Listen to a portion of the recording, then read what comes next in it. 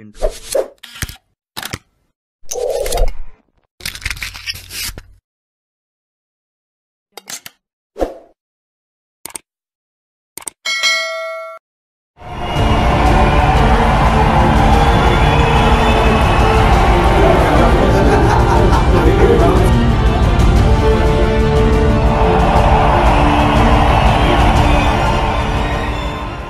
I'm here to talk about success, right?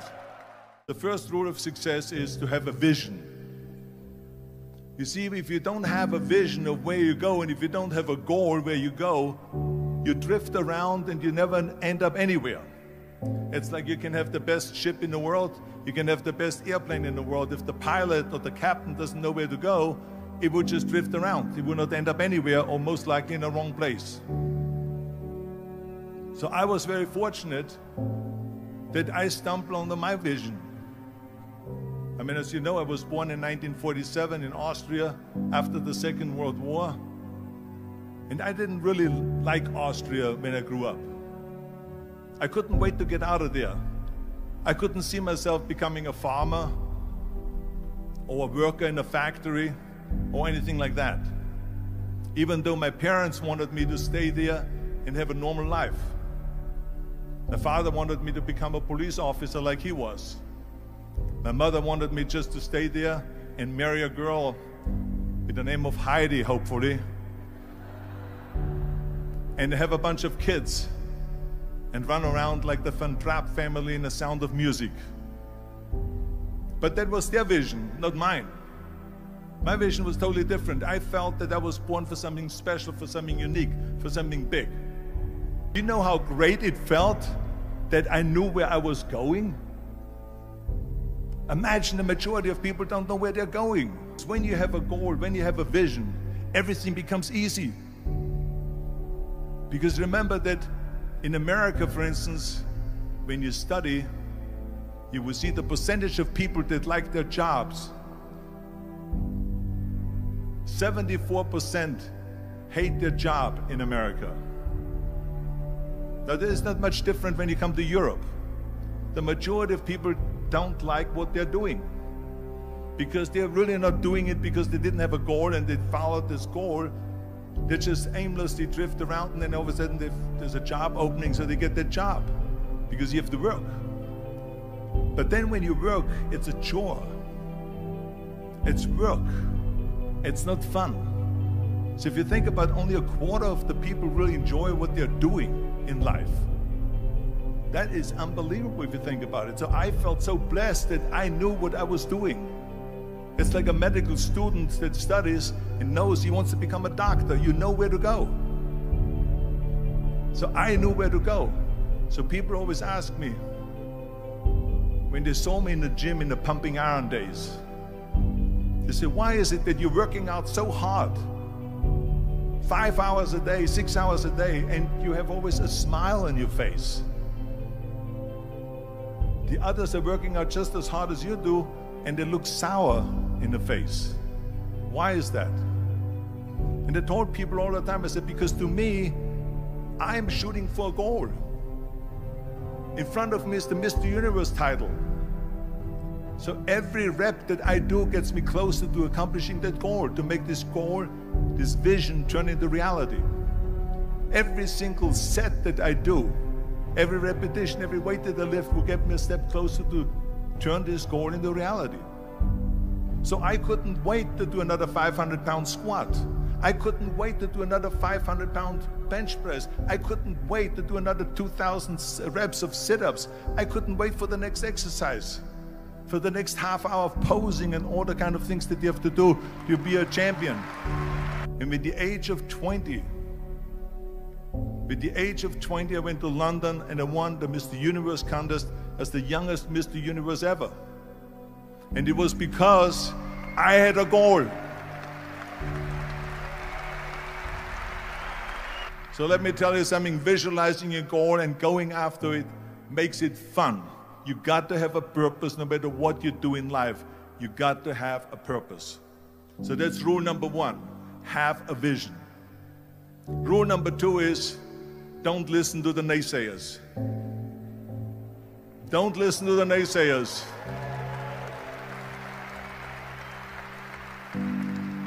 Everything I ever did, the thing that I heard out of people's mouth was, that's impossible. That can't be done. Or no. So whenever someone said to me, it can't be done, I heard, it can be done. When they said no, I heard yes. And when they said it's impossible, I heard it is possible. I'm a strong believer of what Nelson Mandela said, that everything is always impossible until someone does it. Well, I'm going to be the one, I said to myself, I'm going to do it and I'm going to show it to them. Maybe it has never been done before. That's perfectly fine with me. But I'm going to do it. And I did not listen to the naysayers.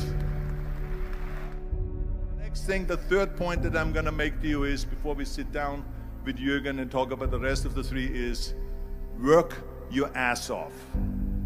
There is no magic pill. There is no magic out there. You cannot get around. You have to work and work and work. And it drives me crazy when people say they don't have enough time to go to the gym for 45 minutes a day and work out. Or to do something for 45 minutes to an hour a day to improve. If it is physically improve or if it is mentally to improve. Imagine you read 1 hour a day about history. How much you will learn after 365 hours in 1 year. Think about if you study about the history of musicians, of composers, how much you would know. Imagine if you would work on a business, on some business that you want to develop every day for an hour. Imagine how further along you will go and get. So it drives me nuts because when people say we don't have the time, we have 24 hours a day.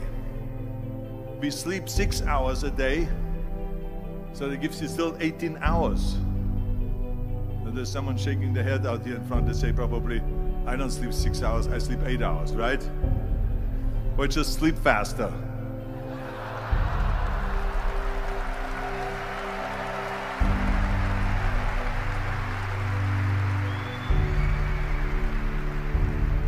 So we have 18 hours a day.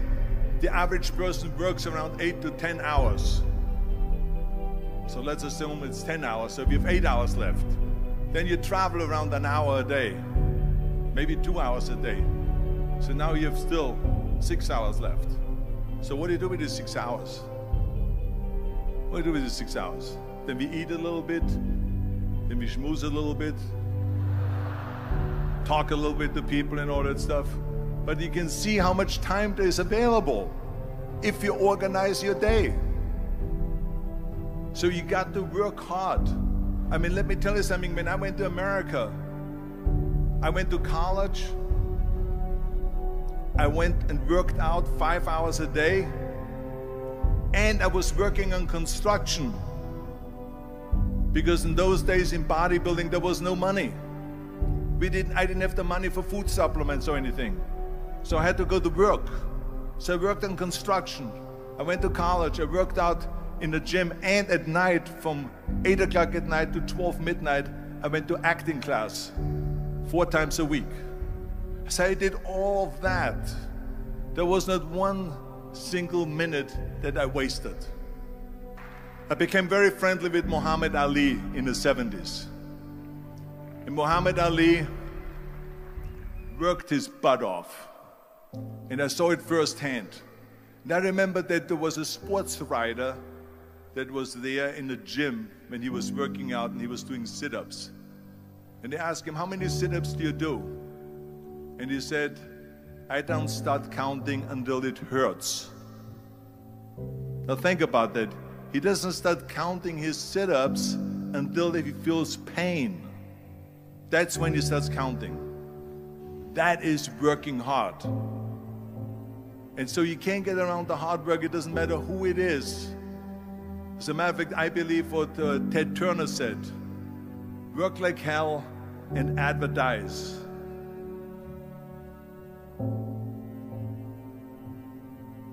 You get it? Work like hell go to bed and early to rise, work like hell and advertise. So you work your ass off and then you let the world know about your work. That's what it is all about. Let people know if you have a company, if you have a movie, if you do sports. Work your ass off, but then advertise and let everyone know. I hate Plan B. And I tell you why. Because we have so many doubters, as I've said earlier, the no-sayers. We have so many of those people that say no and you can't do it, it's impossible. That is okay because we just turn off, as I said earlier, and we listen and we hear the no being a yes. You can't do it, you can do it, and all of that. So that is possible to do that amongst all the negative people around you. But when you start doubting yourself, that's very dangerous. Because now what you're basically saying is that if my plan doesn't work, I have a fallback plan, I have a plan B. And that means that you start thinking about plan B, and every thought that you put into plan B, you're taking away now that thought and that energy from plan A.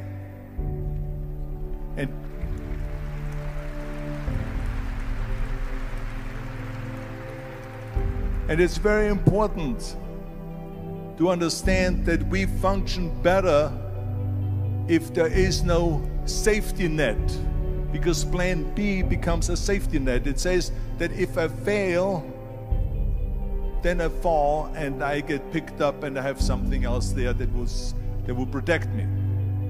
And that's not good, because people perform better when there's no safety net. People perform better in sports and everything else if you don't have a plan B.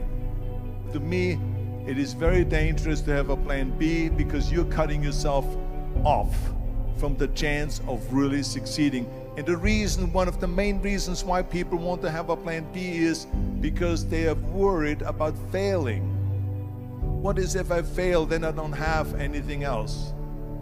Well, let me tell you something. Don't be afraid of failing, because there's nothing wrong with failing. You have to fail in order to climb that ladder. There's no one that doesn't fail. We all fail. It's okay.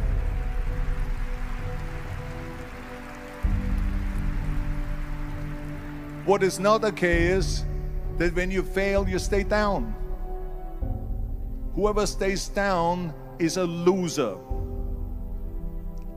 And winners will fail and get up, fail and get up, fail and get up. You always get up. That is a winner. That is a winner. Hey, we all lose. We all have losses. This is okay. And this is why I say don't be worried about losing, because when you're afraid of losing, then you get frozen. You get stiff. You're not relaxed. You got to be, in order to perform well in anything, if it's in boxing or if it is on your job or with your thinking, is only happening when you relax. So relax. It's okay to fail. Let's just go all out and give it everything that you got. That's what it is all about. So don't be afraid to fail. This is one of my 6 rules to success. You can only feel complete as a person if you think about what can you do for your fellow member around you that maybe needs help. I felt like that. Everyone has a different motivation why you get into that. I was an immigrant going to America, and I saw how America was the most generous country in the world. I mean, they opened up their arms to me, they helped me, they invited me for Thanksgiving dinner. The people, they brought me, the bodybuilders in the gym brought me plates to my apartment because I had no plates, I had no silverware, I had no bedware, I had no pillows, I had no blanket, I had no TV, I had no radio, I had nothing. They brought it to my apartment. They helped me. And I saw that firsthand, this generosity in America. And I said to myself, as an immigrant that is being embraced with open arms, that I need to go and make sure that I give something back.